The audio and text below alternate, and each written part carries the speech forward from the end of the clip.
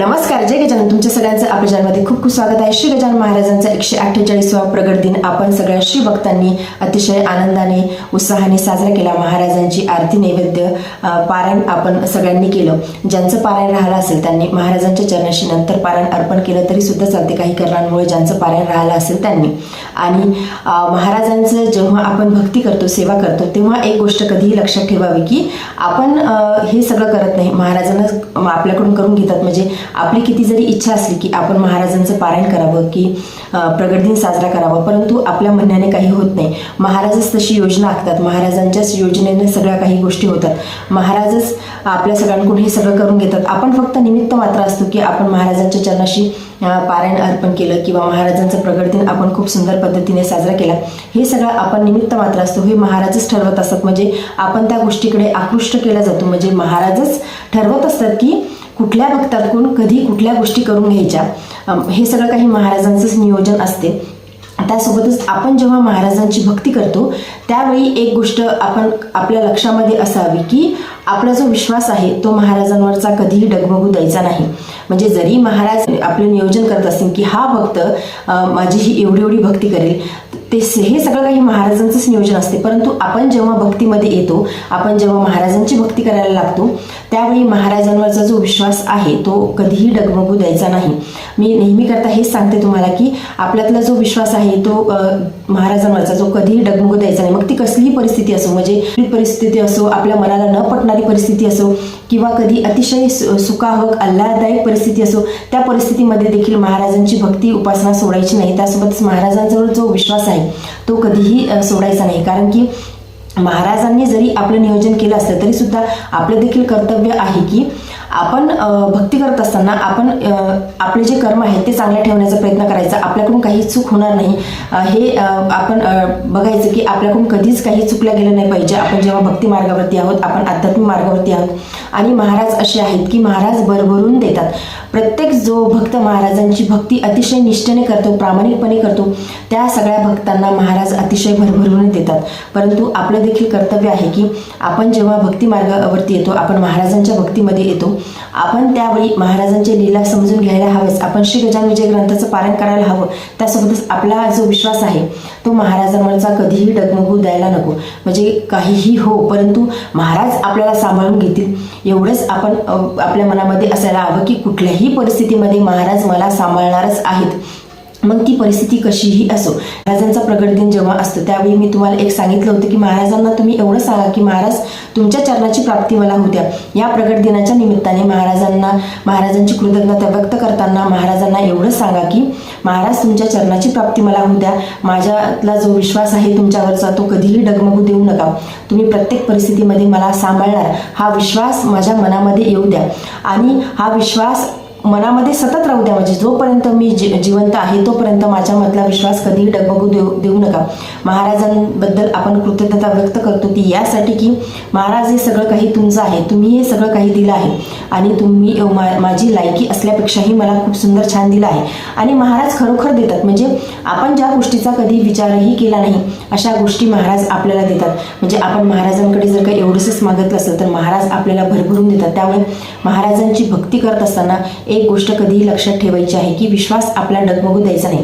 महाराजांना आपल्याकडून काहीच नको, महाराजांना खरंच आपल्याकडून काही नको. महाराजांना फक्त आपल्याकडून हवा आहे अतिशय भोळा भाव. त्यामुळे अतिशय भोळ्या भावाने भक्तीने महाराजांची भक्ती करा, महाराजांची उपासना करा, महाराजांची पूजा करा.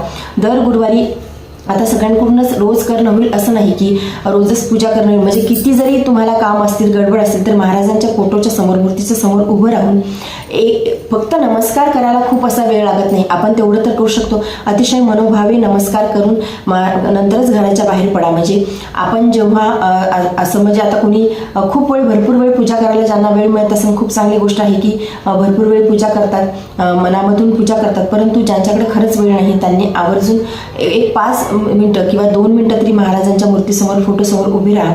महाराजांना नतमस्तक होऊन नंतरच घराच्या बाहेर पडा. महाराजांना सांगा की आज दिवसभर तुम्ही माझ्यासोबत राहा. महाराजांचं नामस्मरण करा, महाराजांना आठवा. बघा, तुम्हाला जीवनामध्ये कधीही कशाची कमतरता पडणार नाही. महाराज ती कमतरता भासूच देत नाही. आणि कधी काही समजा कमतरता आयुष्यामध्ये आलीच तर त्याचा आपल्याला काही फरक पडत नाही. मग तो शारीरिक व्याधी असो किंवा काही आर्थिक प्रॉब्लेम असो किंवा कुठली कसलीही परिस्थिती असो, आपल्याला त्याची उणीव भासत नाही किंवा महाराज आपल्याला त्याची जाणीव सुद्धा होऊ देत नाही की जीवनामध्ये काहीतरी म्हणजे खूप चलबिचल होत आहे किंवा खूप अपडाऊन्स लाईफमध्ये येत आहेत. अपडाऊन्स येणं हे जीवनाचा भाग आहे, परंतु त्याचा आपल्यावरती काही परिणाम होत नाही, कारण महाराज त्याचा काही परिणाम होऊच देत नाही. त्याच्याकडे वेळ आहे महाराजांची पूजा करण्यासाठी. त्यांनी आवर्जून दर गुरुवारी एक गोष्ट करण्याचा नक्की प्रयत्न करा. गुरुवार हा महाराजांचा वार आहे, अतिशय शुद्ध दिवस आहे. त्यामुळे दर गुरुवारी महाराजांच्या समोर उभं राहून आरती करा. खूप सुंदर छान पद्धतीने आरती करा, आनंदाने आरती करा. महाराजांना नैवेद्य दाखवा. आपण जेव्हाही महाराजांची आरती करतो किंवा पूजा करतो, फक्त ते कर्मकांड समजू नका, त्यामध्ये आनंद घ्या. महाराजांवरचा विश्वास तुमचा अत्याधिक वाढायला लागेल. म्हणजे खूप सुंदर छान पद्धतीने महाराजांची आरती करा, आनंद घेऊन आरती करा. महाराज आपल्या समोर बसलेले आहेत, साक्षात चैतन्य तिथे विराजमान आहेत, महाराज विराजमान आहेत असं समजून महाराजांची आरती करा. महाराजांना पिठलं भाकरीचा नैवेद्य दाखवा, त्यावरती ठेचा ठेवा, मिरची ठेवा. खूप सुंदर छान पद्धतीने महाराजांच्या समोर उभं राहून नतमस्तक व्हा. महाराजांना प्रार्थना करा की महाराज तुम्ही सदैव आमच्या सोबत राहा. माझे जे काही प्रारब्धाचे भोग आहेत ते तुम्ही भोगून घ्या. म्हणजे ते भोगावेच लागणार आहेत, प्रत्येकाला भोगावेच लागतं, परंतु त्या प्रारब्धाच्या भोग भोगत असताना देखील तुम्ही माझ्यापासून दूर जाऊ नका. तुम्ही प्रत्येक वेळी प्रत्येक क्षणोक्षणी माझ्यासोबत राहा. त्या प्रारब्धाचा भोग भोगत असताना तुम्हीच मला मार्ग दाखवा. त्या प्रारब्धामधून कसं सुटायचं आहे याचा मार्ग तुम्ही मला दाखवा. आणि माझा संपूर्ण विश्वास तुमच्यावरती आहे की प्रत्येक वेळी तुम्ही मला तसा मार्ग दाखवाल, अशी प्रार्थना महाराजांना करा. महाराजांना एवढं सांगा की प्रत्येक वेळी तुम्ही मला सांभाळून घ्या. बघा, आयुष्य खूप सुंदर छान पद्धतीने बदलायला सुरुवात होते जेव्हाही आपण महाराजांच्या समोर नतमस्तक होतो, महाराजांच्या चरणाशी आपण समर्पित होतो.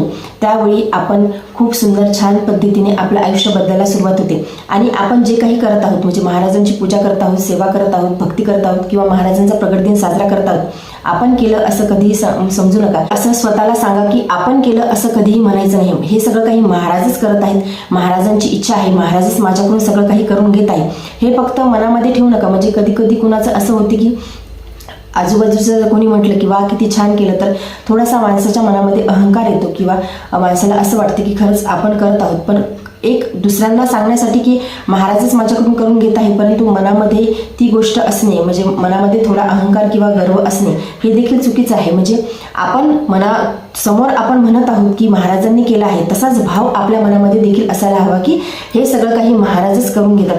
महाराज हे अनंत कोटी ब्रह्मांड नायक आहेत आणि त्यांच्या इच्छेशिवाय झाडाचं पान देखील हालत नाही. त्यामुळे आपण काही करत आहोत किंवा आपल्यामुळे काही घडत आहे, हा जो मी पण आहे हा कुठेही मनामध्ये ठेवायचा नाही. महाराजच सगळं काही करून घेत आहेत.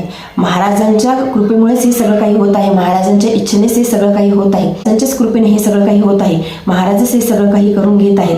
हे आपण स्वतःच्या मनाला समजून सांगायला हवं. त्यासोबतच आपण जेव्हा भक्ती करतो त्यावेळी महाराजांवरचा जो संपूर्ण विश्वास आहे, समर्पण आहे, शरणागती आहे, हे आपल्यामध्ये असायला हवं. तेव्हा महाराज नक्की कृपा करतात. महाराज हे मुळातच भक्तवत्सल आहेत, महाराज हे भक्तपराधीन आहेत. महाराज प्रत्येक भक्ताला, जे जे कोणी श्री गजानन महाराजांचे भक्त आहेत त्या प्रत्येक भक्ताला महाराज अनुभव देतात. परंतु आपल्या भक्तीमध्ये तेवढी शक्ती असायला हवी.